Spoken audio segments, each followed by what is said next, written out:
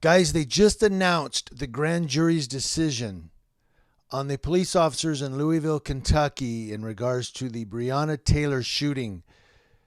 Watch this press conference I'm going to post right here where they announce who gets charged, who's indicted, and who's not.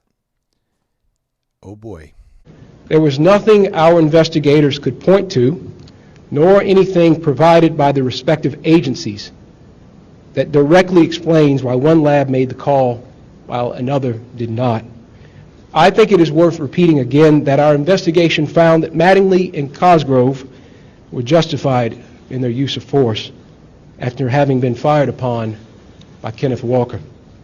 Secondary to this justification, the KSP and FBI ballistics analysis reached different conclusions, creating a reasonable doubt in the evidence about who fired the fatal shot. I certainly understand the public's desire for answers, and many have questioned the length of the investigation. Simply put, we had to try every means necessary to determine who fired the fatal shot before the investigation could be completed. With a thorough and complete knowledge of all evidence collected in this case, lawyers with our Office of Special Prosecutions presented the findings of our independent investigation before a grand jury comprised of Jefferson County residents beginning on Monday and concluding today. In Fletcher v. Graham, the Kentucky Supreme Court said that the grand jury has competing but balanced functions. On the one hand, its purpose is to investigate allegations of criminal conduct and determine if there is probable cause to believe that a crime has been committed. On the other, the grand jury serves to protect the public against unfounded criminal prosecutions where probable cause is lacking. The grand jury is unique in our criminal justice system because it operates independent of the court and the prosecutor. The hallmark of the grand jury is its independence from outside influence. This independence is necessary to ensure that justice is done both for the victims and for the accused. After hearing the evidence from our team of prosecutors, the grand jury voted to return an indictment against Detective Hankinson for 3 counts of wanton endangerment for wantonly placing the 3 individuals in apartment 3 in danger of serious physical injury or death. The charge of wanton endangerment in the first degree is a Class D felony, and if found guilty, the accused can serve up to 5 years for each count. Kentucky law states that a person is guilty of wanton endangerment in the first degree when, under circumstances manifesting extreme indifference to the value of human life, he wantonly engages in conduct which creates a substantial danger of death or serious physical injury to another person. My office is prepared to prove these charges at trial. However, it's important to note that he is presumed innocent until proven guilty. During the last 6 months, we've all heard mention of possible charges that could be brought in this case. It's important to understand that all of the charges that have been mentioned have specific meanings and ramifications. Criminal homicide encompasses the taking of a life by another.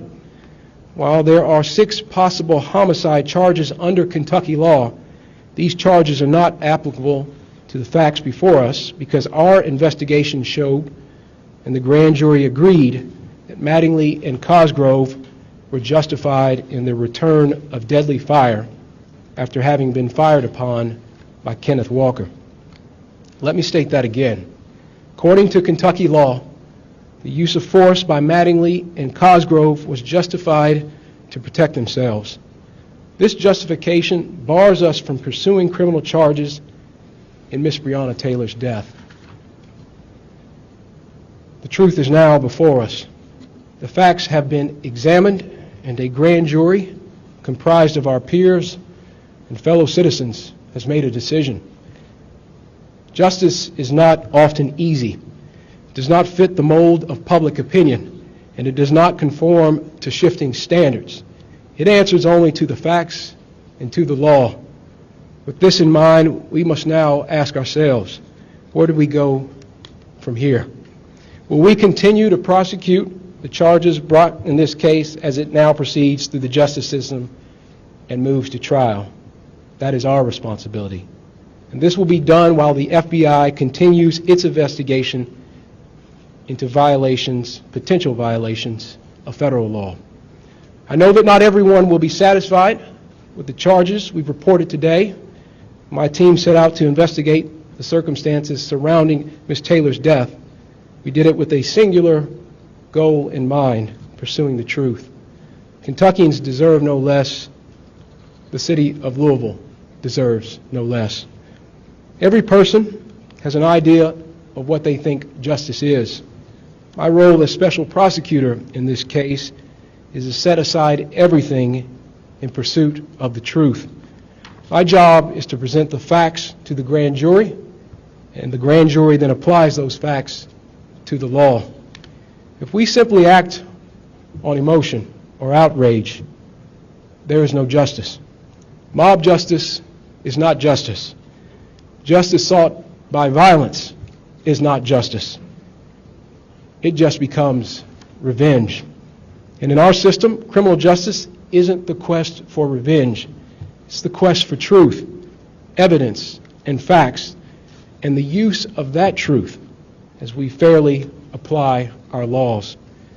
Our reaction to the truth today says what kind of society we want to be.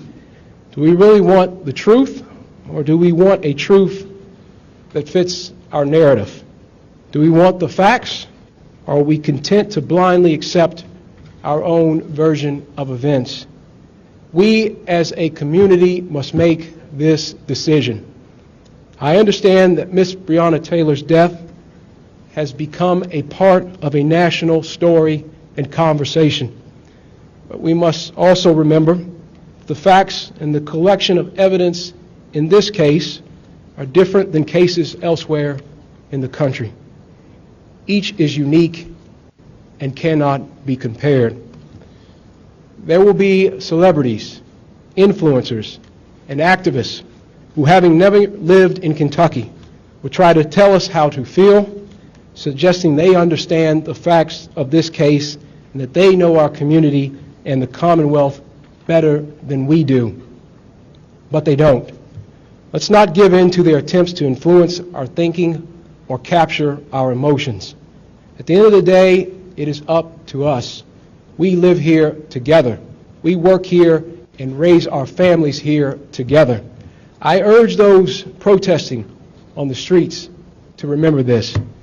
Peaceful protests are your right as an American citizen. Instigating violence and destruction are not. I've spoken with both Mayor Fisher and Governor Beshears in the days leading up to this announcement, and I urge them to do what is necessary to maintain law and order and to protect our cities and our people. We have a long road ahead, both as we pursue this case through the criminal system and as we address the pain in the Louisville community. I'm committed to being part of the healing process. When tragedy occurs, we must mourn. We must also do everything we can to prevent it from happening again.